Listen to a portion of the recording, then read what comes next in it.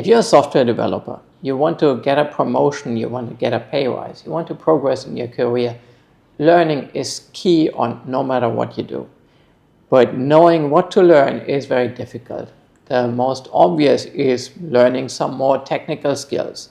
But that's also what you're comfortable with, what everyone else is doing, and it might not be what is actually needed. And of course, doing what is needed is what gets you ahead. So the generic answer to what exactly should you invest your time in learning in is look around. What are the gaps you identify? And then learn the skills to close these gaps. That way you will add more value and you will be more valuable to your customers or manager, whatever it is. So that's a generic answer. To be a bit more concrete, if you're a software developer working in a team, let's say in a large company, when you look around, the changes that has happened over the last 10, 15 years are pretty much all the same.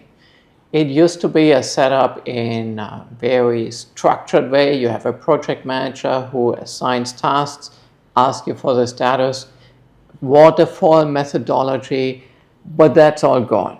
These days you work in an agile setup and there is no project manager around. There are typically more developers and less administrative or non-technical roles involved to make it more efficient.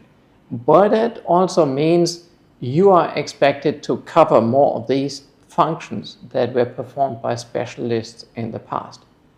So coming back to the project manager, he used to ask you about effort estimates, ask you what's your status on a certain task and assign tasks to you.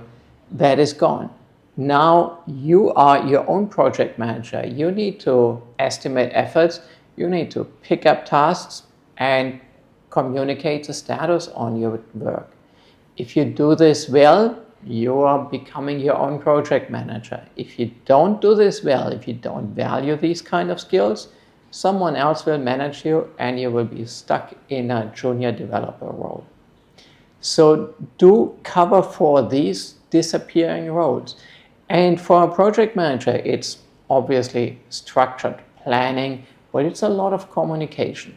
So away from coding, execution, sitting in front of your computer and coding your stuff, you have to talk to people. You have to communicate verbally and written. So work on your communication skills. If you can communicate, let's say, effort estimates, what does it take to implement something to the stakeholders, your clients, but also your peers and your colleagues in the team. Explain a complex technical architecture. Explain what needs to be done to implement a change. And not only in a verbal way, but also prepare some high-level, good, solid documentation that people actually understand. These will be skills that get you more ahead than becoming a better coder. And there's a lot less competition in this field. Similarly, there's a business analyst, or there's not, maybe there's not anymore. In the past, that was a role of people who speak to clients, understand their requirements, and translate it in a wording that developers understand. But also later, after development is done, train the users and help roll out the new functionality to the users. So these are also something that you as a developer need to catch up on. Understanding requirements, understanding users' needs, being able to communicate well with people who lacking the technical understanding. Training users, communicate how to use your software in a way that users actually understand.